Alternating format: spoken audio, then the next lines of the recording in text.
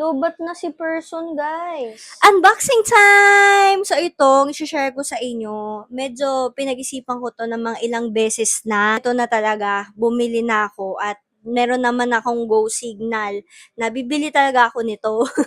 Nakalagay kasi sa Shopee na dumating na yung order, delivered na, baka ito yun. Pero hindi ako sure, kaya mag-unboxing tayo. Syempre, di ba? Mamaya hindi pala to yun. Here it is! Hindi to yung Osmo Pocket something. Kasi gusto ko mas maliit pa. Nawiwila ko mag-vlog ngayon. So, sana ito, mapadami-dami pa lalo yung vlog ko. Kapag kasi nagba-vlog ako sa phone, na medyo nahihiya ako. Kaya ayan, for the inverter girly.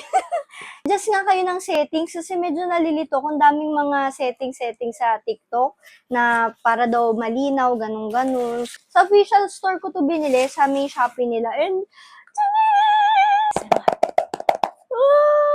tingnan natin ang itsura ng ating DJI. Osmo Nano yung binili ko. Pinagpilian ko din yung isa yung 360 na ultra something ba yun? Pero sabi nila mas maganda nga daw to. Pero yun, hindi ko lang kung paano to binubuksan. Tika lang. Lang i-available yung 64 gig. Kaya kinuha ko na siya. Sobrang liit niya. Tamang-tama kapag kasi mahihain ako eh. So, natatakot ako. Ano mo yun, nahiya ako mag-vlog-vlog. Ang liit, guys! And then, wait lang. Baka mamaya mabaksa ko siya, diba? Ito, yung kanyang viewing dock. Ito, yung magkabilang dulo. Teka lang naman. Sorry naman. Ayan. So, igaganon-ganon nyo siya. Pipindutin nyo yung magkabilang dulo para may lagay mo. In fairness yung kanyang magnet is magnetizing. 2% na lang siya. Kailangan ko pa pala muna siyang i-charge bago ko siya gamitin. Bulakas na mga guys. Tapos ito yung camera natin. Wow, ganda. Guys, ang ganda kasi pwede ka mag-vlog na ito lang yung gagamitin mo. O, di ba maliit lang as a mahihain girly, introvert girly, ganyan ka lang mag-vlog-vlog dyan. So, yan, meron siya ditong cable na ganyan. Hindi yung creator combo yung binili ko kasi wala nang standard lang. And ito, ano ba to? Yung parang pangkabit-kabit. Yan. Ito yun. Ito din yung gusto ko, yung mga POV shots. Like, ikikwintas mo siya, tapos didikit mo lang dito yung camera, tapos yun, magano ka na. POV. Oh, saya.